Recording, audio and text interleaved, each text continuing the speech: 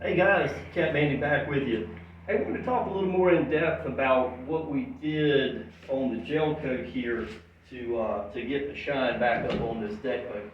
This boat came out of South Florida, down in the Sarasota area, and was always in a saltwater environment. So it was really heavily oxidized on the sides, and the inside we've got yet to do, so we might make a more in-depth video to show the oxidation level when we do that. But we got a pretty decent gloss back up on the boat, and wanted to talk a little more in depth about how we did that. You know, probably the last thing the interweb needs is another boat guru showing a buffing and polishing job on the fiberglass boat. But what the heck, I'm gonna show you another one anyway. So to start off with, we had to get some scratches, dock rash, and that sort of thing off the boat. Just those fine scratches, you know, like when your bumper gets some sand on it from the beach and it kind of grinds back and forth. We had some of that here and there. And the way we did that, we have a small buffer, but it's also a random action, dual action, can be a sander, but it's primarily, you know, used for buffing. And I found on the interweb these hook and loop Velcro type wet dry sandpapers. For instance, this is 400 grit wet dry sandpaper. It simply goes on this DA just like that, and use it just like regular sandpaper. And the great thing about it is water doesn't affect it. So it's just like the black sandpaper that comes in sheets that you used to have to put on the block and hand sand. This thing is really aggressive. I want to warn you. It's really aggressive when you're using it on an electric DA.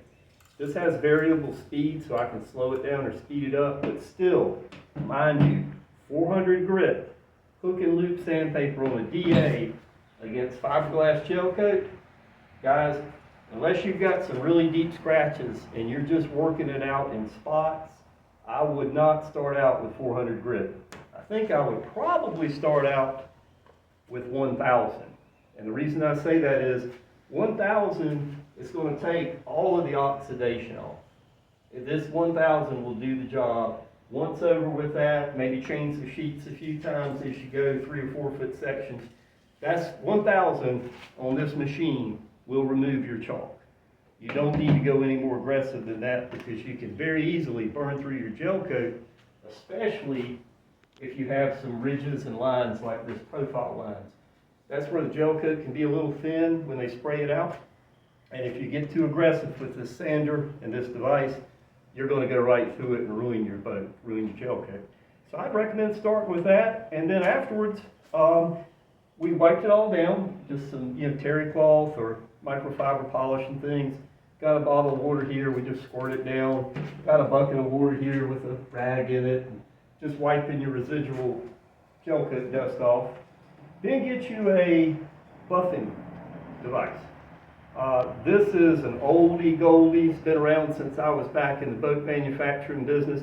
I can't tell you how many boat molds that this old buffer polished out. Console molds, you name it. Anyway, the key to it is having a really good thick wool pad, good high quality pad, and get you some really good aggressive compound. Don't buy the cheap stuff at the, you know, corner store that you know, people use on their cars. You really need something that's made for fiberglass gel coat or boat molds.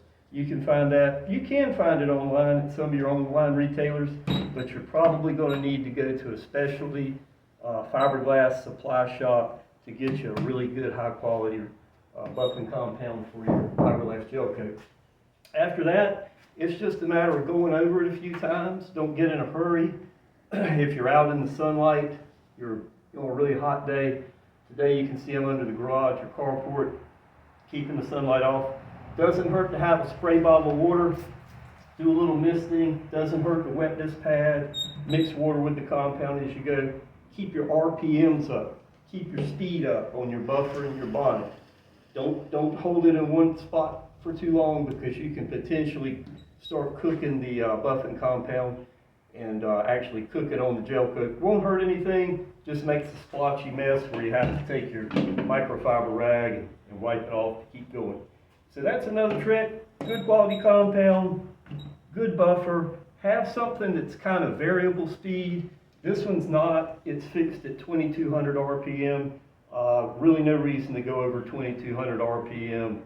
That's plenty of RPM to take 1,000 grit scratches out of a quality compound. After that, I usually wipe all the compound down from this first heavy duty compound, and I come back, I change my bonnet again, and then I come back with a second type of compound, which is less aggressive.